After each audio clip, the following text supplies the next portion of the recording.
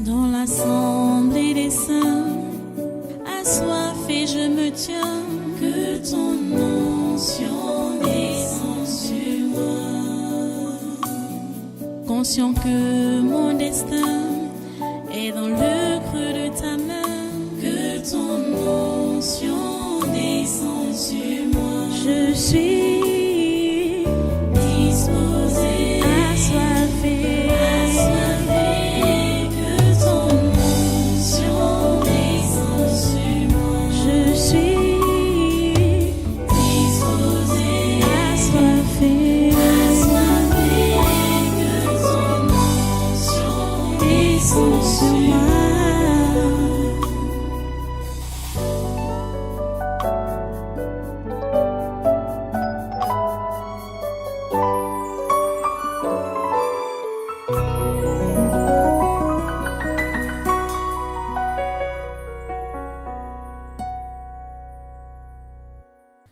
Hein? Tu es enfant d'ici. Les enfants, ce n'est pas aux autres enfants de la maison qu'ils vont soumettre leurs problèmes. Non. Hein? À moins que, peut-être dans cette maison-là, ça a été organisé comme ça. Que si vous avez tel besoin, tel problème, hein, adressez-vous à votre grand frère. C'est pourquoi il y a les grands frères. C'est pourquoi on parle du droit d'aînesse. Hein? Adressez-vous à tel, adressez. Hein? Si c'est organisé comme ça, là, tant mieux. L'enfant là va aller de ce côté-là. Mais si ce n'est pas comme ça, l'enfant est obligé, est appelé à se diriger vers les parents et lui soumettre le problème. Et si, au tabernacle de la liberté, il n'a pas été, vous le savez déjà, qu'il n'a pas été recommandé aux enfants que vous êtes de vous soumettre les problèmes les uns aux autres. Parce que déjà même, vous ne savez pas qui est réellement enfant d'ici et qui ne l'est pas. Dans la foule là, vous ne savez pas. Vous ne savez pas qui est qui. Vous ne savez pas qui vient ici. Même si vous avez trouvé la personne là sur place, vous ne connaissez pas son identité. Ça, je suis clair avec vous. Je suis clair avec vous. Vous ne connaissez l'identité de personne. Donc, la personne à qui vous devez vous adresser, quand vous êtes en difficulté, quand vous avez des problèmes, c'est votre père que je suis.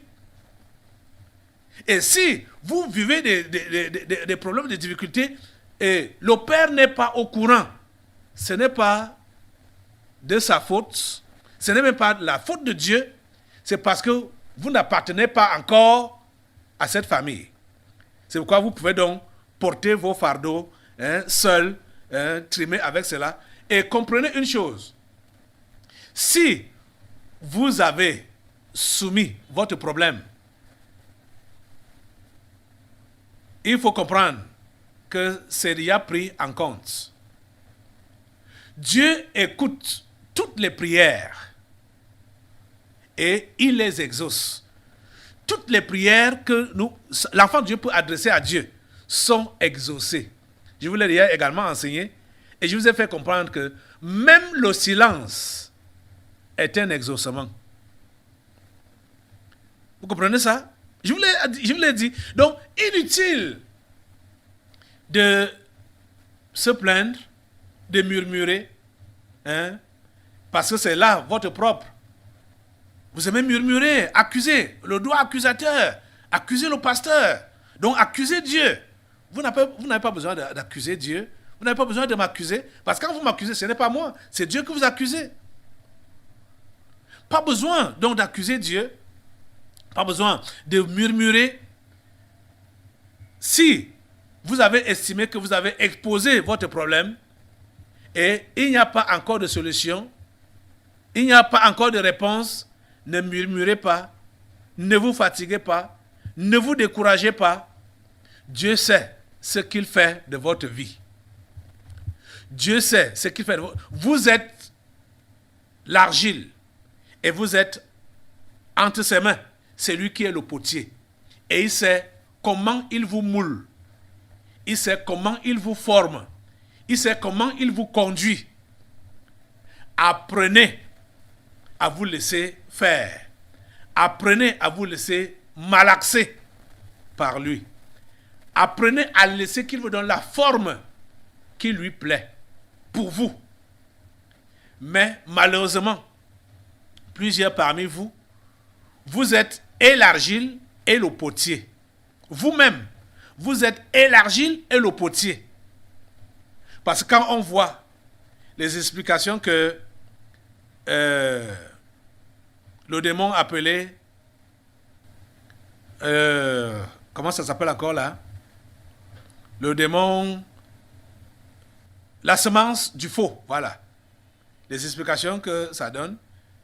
Donc, tout cela qui sont habités par la semence du faux, ils ont des valises. Ils traînent des valises. Certains traînent même plusieurs valises à la fois. Et ces valises-là sont remplies de documents. Des documents qui sont donc leur prévision, leur planification. C'est les documents qui sont leur futur, leur avenir est dans ces valises-là, dans ces sacs-là. Et ils prétendent aller après Dieu, mais en même temps, ils ont leur sac-là que de temps en temps, ils ouvrent pour dire voilà, le temps-ci, ça fait déjà combien de temps maintenant?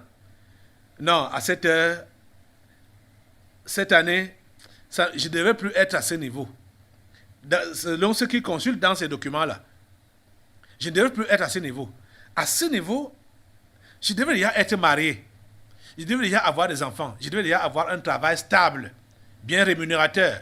Je devais déjà, comme... ma fille là, aïe, aïe, aïe. Ma fille Olivia, en ce temps-ci, elle planifiait déjà, elle devait déjà avoir son travail rémunérateur, avec sa voiture, ayant déjà acheté son terrain, ayant déjà posé la fondation de sa maison. Les planifications.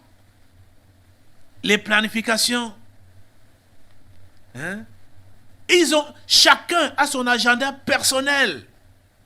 Donc, ils sont de l'argile et ils sont le potier en même temps. Ils sont l'argile et ils sont le potier en même temps. Ils se fabriquent eux-mêmes. Ils se fabriquent. Non.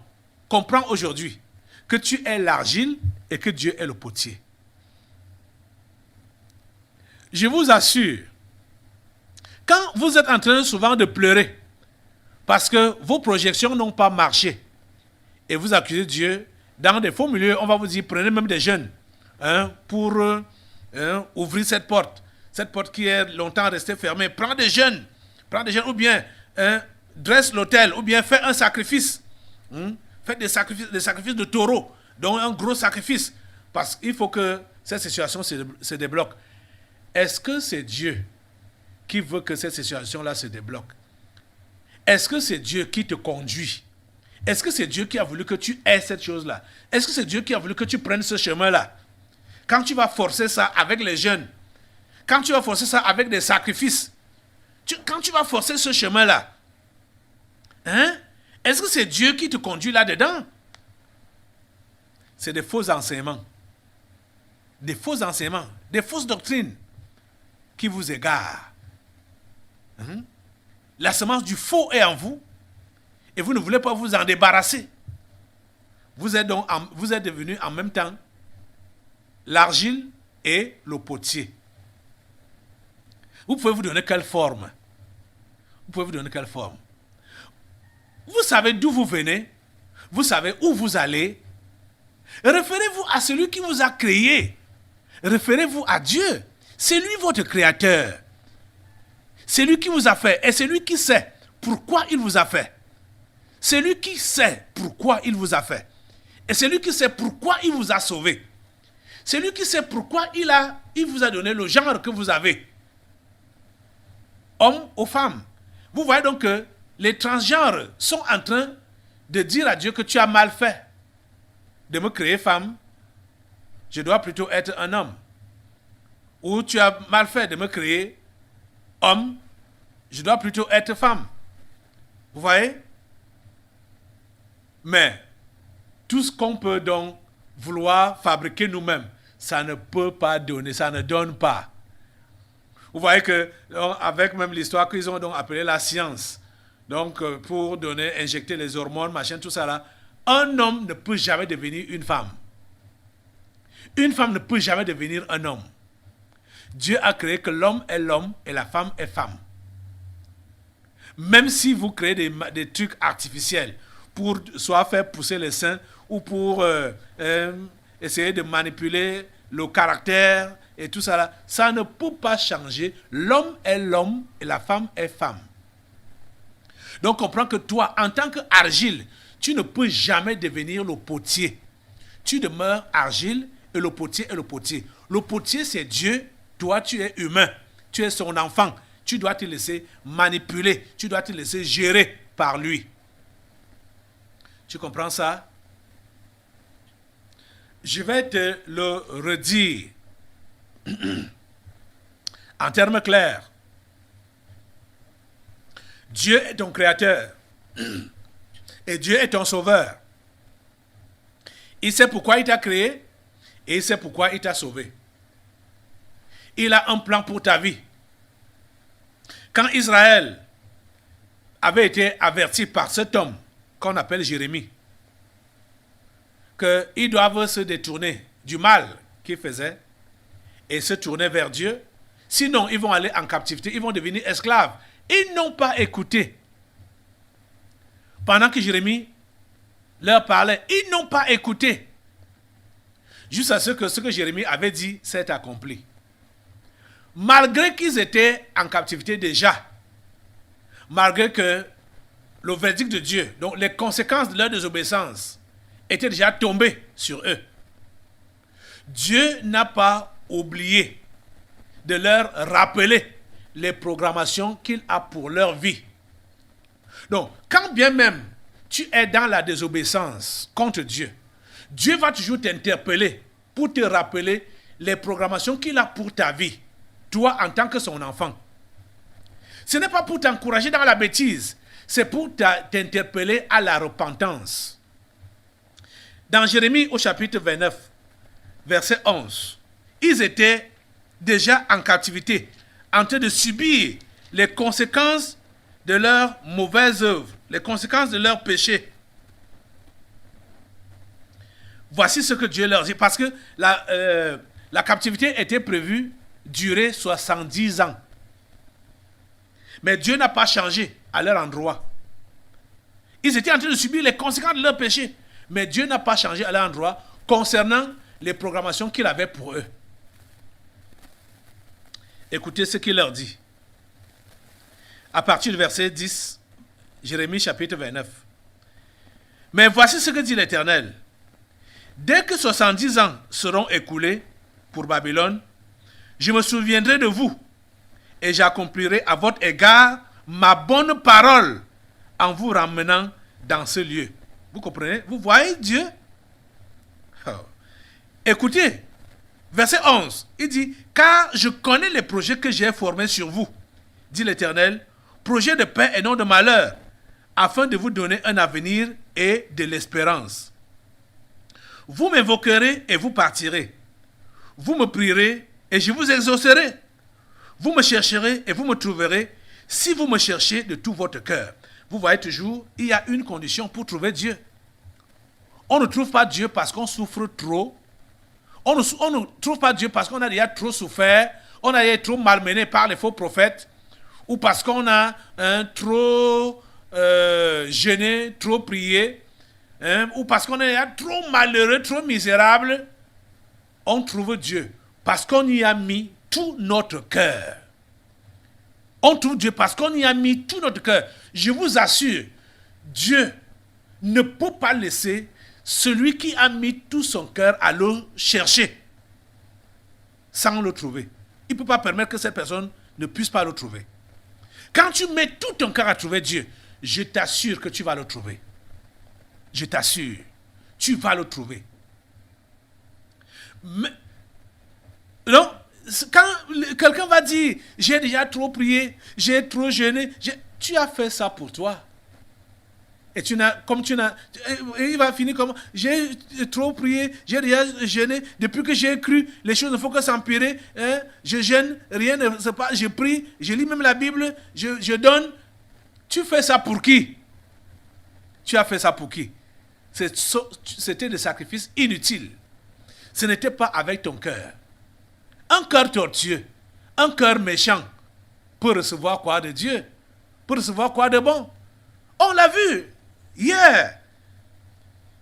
Je vous ai lu ce verset qui dit que le cœur est tortueux par-dessus tout. Il est méchant. Qui peut le connaître? Tu as un cœur tortueux, tu as un cœur méchant. Tu dis chercher Dieu. Tu as cherché quel Dieu? Avec le cœur impur? Jésus a dit heureux ceux qui ont le cœur pur, car ils verront Dieu. Heureux ceux qui ont le cœur pur, car ils verront Dieu. Tu as un cœur tortueux, tu as un cœur méchant. Tu dis chercher Dieu. Tu fais donc des sacrifices. Tu viens à l'église. Tu marches même à pied, un machin, depuis des années, tout ça là. Mais ton cœur est comment? Ton cœur est comment? Ton cœur est comment? Toi-même, tu connais l'état de ton cœur. Tu sais que ton cœur est impur. Tu sais que ton cœur est méchant. Tu sais que ton cœur est tortueux. Tu prétends chercher Dieu. Tu ne pourras pas le trouver. Tu ne pourras pas le trouver. Et quand vous entendez quelqu'un qui tient ce genre de langage-là, c'est quelqu'un qui est déjà découragé et qui murmure.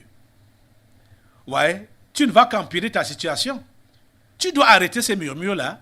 Tu dois arrêter ces plaintes-là, ces lamentations. Tu dois les arrêter. La faute n'est pas au niveau de Dieu. La faute est à ton niveau. Ton cœur n'est pas droit devant Dieu. Ton cœur est méchant. Tu dois le comprendre aujourd'hui. Je suis obligé de te parler comme ça, là, franchement. Toute personne qui dit j'ai déjà tant fait, je n'ai pas trouvé de résultat dans la chrétienté, hein, comprends que tu es un homme méchant. Comprends que tu es une femme méchante. C'est tout. J'ai déjà tant fait. Ça fait depuis que j'ai cru. Et j'ai été fidèle à Dieu. Regarde, ça c'est le langage du fils aîné de cet homme qui avait 2 enfants dans les évangiles. Ce garçon était méchant. Et il travaillait dans cette maison comme un esclave, avec un mauvais cœur. Quand son frère qui s'est égaré, son petit frère qui s'est égaré, est revenu à la maison, le monsieur était dans tous ses états, en colère.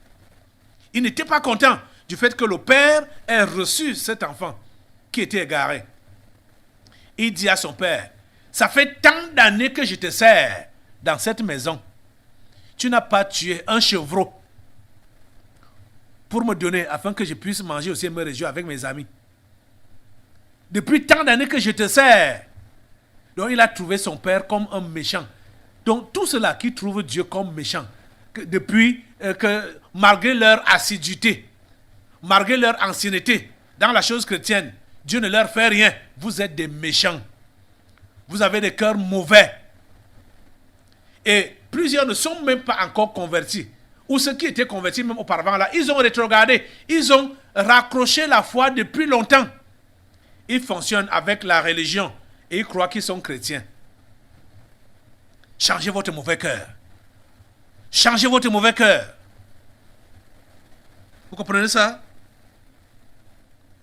Dieu dit, vous me chercherez et vous me trouverez. Je repars dans Jérémie 29, là, verset 13. Vous me chercherez et vous me trouverez si vous me cherchez de tout votre cœur. C'est là, dans le cœur, que la chrétienté commence. C'est là, dans le cœur, que la chrétienté commence. Hein?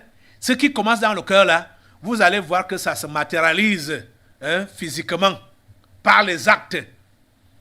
C'est ce qui est dans le cœur, là, qui se matérialise dans les actes.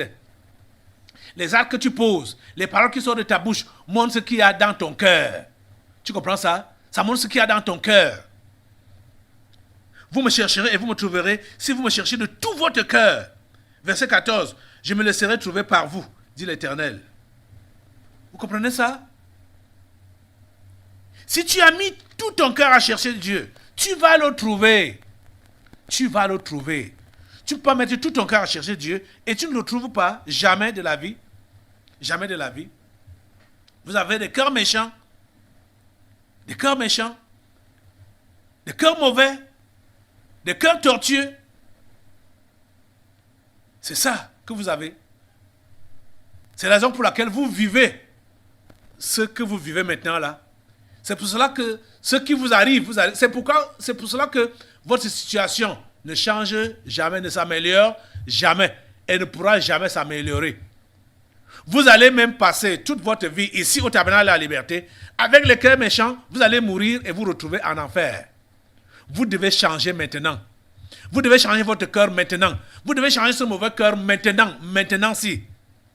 Parce que la plupart d'entre vous là, vous êtes et l'argile et le potier. Vous voulez vous mouler vous-même. Vous moulez vous-même. Vous gérez vous-même votre vie.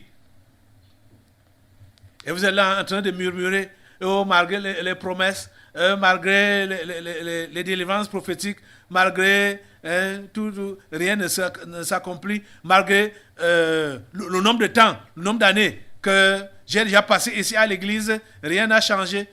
Je suis sur place, tout est statu quo. Mon ami, tu n'avais jamais laissé Dieu diriger ta vie. Tu n'avais jamais laissé Dieu mouler ta vie. Peut-être certains ont eu réellement à donner cette vie-là à Jésus, mais ils l'ont récupéré, chemin faisant. Quand ils ont vu que le temps est déjà passé, ce qu'ils attendaient, ce pourquoi ils sont venus ici à l'église, n'est pas encore accompli dans leur vie. Ils disent, hey, Seigneur, le temps est déjà trop passé comme ça. Non, je prends ma vie en main. Je prends ma vie en main. L'esprit d'indépendance gère plusieurs. L'esprit d'indépendance gère plusieurs. Plusieurs sont indépendants. Donc, ils sont eux-mêmes l'argile et ils sont eux-mêmes le potier. Mais ils disent à Dieu, Dieu, que tes promesses s'accomplissent dans nos vies. Regardez donc que ces gens étaient dans la captivité. Ils étaient en train de subir les conséquences de leur péché. Mais Dieu les visite et leur dit que, initialement, voici ce que j'ai planifié pour vous. Ce que vous vivez maintenant là, c'est les conséquences de vos péchés. Mais le plan que j'ai pour vous, voilà ça. Plan de bonheur, plan de paix, plan de succès. Voilà ça que j'ai pour vous. Vous devez donner tout votre cœur à me chercher. Vous devez donner tout votre cœur à me chercher. Je vais me laisser trouver. C'est ça que Dieu dit. C'est ça que... Il y a certains, peut-être, qui sont en train de subir les conséquences de leur désobéissance à l'heure actuelle. Dieu ne vous dit pas, vous avez vu, c'est ça que vous méritez. Il dit, comme les enfants parlent ici d'ailleurs, à Choukangongolé, tu as vu maintenant là, ce que tu cherchais. Voilà, tu as trouvé ça. Dieu te... Quand tu subis même les conséquences maintenant, Dieu te dit, mon enfant, initialement, ce n'est pas ça que j'ai prévu pour toi. Non, je ne veux pas que tu meurs dans cette situation. Et c'est comme... Dieu parle à quelqu'un maintenant là. Dieu te parle maintenant là. Pour te dire, mon enfant, ce que tu subis, parce que certains parmi vous, là, vous subissez des conséquences physiques. Ceux qui ont fait des mauvais mariages et qui m'accusaient même comme le frère Christophe là, Nto Christophe. Il faut pas, ce n'est pas moi que tu dois accuser, que je n'ai pas été clair avec toi. J'ai été clair avec toi. Mais toi, tu as décidé de désobéir. Mais Dieu n'est pas en train de t'accuser, de t'acculer. Il te dit, je connais les projets que j'ai formés sur toi. Projets de bonheur et de paix. Pour te donner un avenir et de l'espérance. Tu as commis l'erreur. Il ne te dit pas, voilà, tu as donc vu maintenant là. Qu'est-ce que tu es appelé à faire? Le chercher de tout ton cœur. Le chercher de tout ton cœur. Tu vois? Donc, quand déjà dans ton cœur là, toi, tu remplis ça des murmures. Alors que tu vois les conséquences de ton mauvais choix. Tu es en train de vivre les conséquences de ton mauvais choix. Dieu ne te condamne pas, il ne te dit pas à Choukangongolé. Dieu te dit, je connais les projets que j'ai formés sur toi. Ce que tu dois faire maintenant, c'est me chercher avec tout ton cœur. Cherche-moi avec tout ton cœur. Et lui-même sait ce qu'il fera de toi et pour toi. Si en même temps, parce que peut-être ça sortait hors micro, que malgré le fait que tu aies fait le choix de ta femme étant chrétien, toi tu étais né de nouveau. Elle n'était pas née de nouveau. Elle t'a trompé. Mais tu es tellement attaché, ton cœur est tellement attaché à elle de façon que tu ne peux même pas voir la bêtise que tu as eu à commettre. Tu vois, non? Voilà le problème. Voilà le problème. Tu n'arrives pas à voir la bêtise que tu as eu à commettre. Quand on n'a pas les yeux ouverts sur nos bêtises, il est difficile qu'on se repente en vrai. Et il est difficile qu'on soit restauré comme Dieu le veut. Vous êtes en train de comprendre ça? C'est de ça qu'il est question. Donc, plusieurs sont en train de subir les conséquences de leur péché maintenant là. Mais cherchez la face de Dieu. Cherchez Dieu de tout votre cœur. Donc, ramenez votre cœur à la droiture. Ramenez votre cœur à l'amour. Parce que le cœur est tortueux, votre cœur est tortueux. Votre cœur est méchant. Ramenez cela à la droiture. Et vous allez voir comment Dieu va se laisser trouver et vous montrer la solution. Vous voyez? Le temps qui était prévu pour la captivité ne devait pas s'écourter, hein, parce que Dieu a prononcé ces paroles. Il devait passer 70 ans. Parce que Dieu avait dit 70 ans. Ce temps devait pas s'écouler, mais Dieu devait les ramener. Il dit au verset 14, « Et je ramènerai vos captifs. Je vous rassemblerai de toutes les nations et de tous les lieux où je vous ai chassés, dit l'Éternel. Et je vous ramènerai dans le lieu d'où je vous ai fait aller en captivité. » Vous comprenez? Et au verset 15, voilà donc notre problème aujourd'hui, votre problème aujourd'hui. Verset 15. Cependant, vous dites, Dieu nous a suscité des prophètes à Babylone. Voilà donc les prophètes de Babylone. C'est eux qui vous ont égarés. Les prophètes de Babylone, c'est eux qui vous ont égarés et qui ont mis en vous la semence du faux. Même comme certains d'entre vous, vous vous êtes aussi érigés en prophètes. Parce que les prophètes de Babylone étaient en train de dire le contraire de ce que Dieu avait dit à ce peuple. Pour les conforter dans leur péché. Pendant qu'ils étaient en captivité, quand ils sont partis en captivité, il y a l'un des prophètes qui a dit que dans 2 ans, vous allez sortir. Dans 2 ans, Dieu, ainsi par l'été des armées. 2 ans, cette captivité va finir. Voilà ce que les prophètes de Babylone vous ont souvent dit. Je te vois voyager. Je te vois nommer. Je te vois devenir un grand homme d'affaires. Je te vois devenir une personnalité dans cette république. Hein? Voilà ce que les prophètes de Babylone vous ont dit. Voilà ce qu'ils ont semé en vous. Je te vois épouser un blanc. Hein? Je te vois épouser un grand homme d'affaires. Je te vois relever ta famille. Je te vois relever cette nation. Je te vois voyager. Je te vois entre 2 avions. Voilà ce que les prophètes de Babylone vous ont prophétisé. Et c'est ça qui vous a égaré. Et plusieurs parmi vous, même après s'être ressaisis, cette semence est restée gravée en vous. Les prophéties des prophètes de Babylone. Vous êtes en train de comprendre? C'est ça que vous vivez. Aujourd'hui, défais-toi de toutes ces prophéties des prophètes de Babylone. Défais-toi de ça au nom de Jésus. Mets-toi debout. Mets-toi debout. Défais-toi de toutes les prophéties des prophètes de Babylone. Défais-toi. Déracine cela de ton cœur. Au nom de Jésus, toutes ces fausses promesses, ces fausses prophéties que tu as reçues de ces faux prophètes, les prophètes de Babylone, défais-toi de cela. Défais-toi de cela au nom de Jésus. Purge-toi, ça dit, fais le nettoyage. Vidange ton cœur, vidange ton esprit de toutes ces fausses promesses que tu as reçues là. Au nom puissant de Jésus. Au nom puissant de Jésus. Oh Dieu, vidange ces gens de cette mauvaise semence. La semence du faux qui est enracinée en eux. Seigneur, déracine cela. Seigneur, déracine cela. Seigneur, déracine cela. Au nom puissant de Jésus. Déracine cela. Au nom puissant de Jésus. Déracine cela. Au nom puissant de Jésus. Oh Père, merci d'étendre ta main et de toucher. À toi toute la gloire. Le Seigneur vous aime.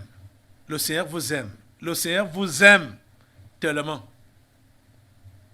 Ceux parmi vous qui avaient les cœurs ouverts et qui êtes réellement choisis de Dieu là, vous avez les cœurs ouverts et vous voulez avancer.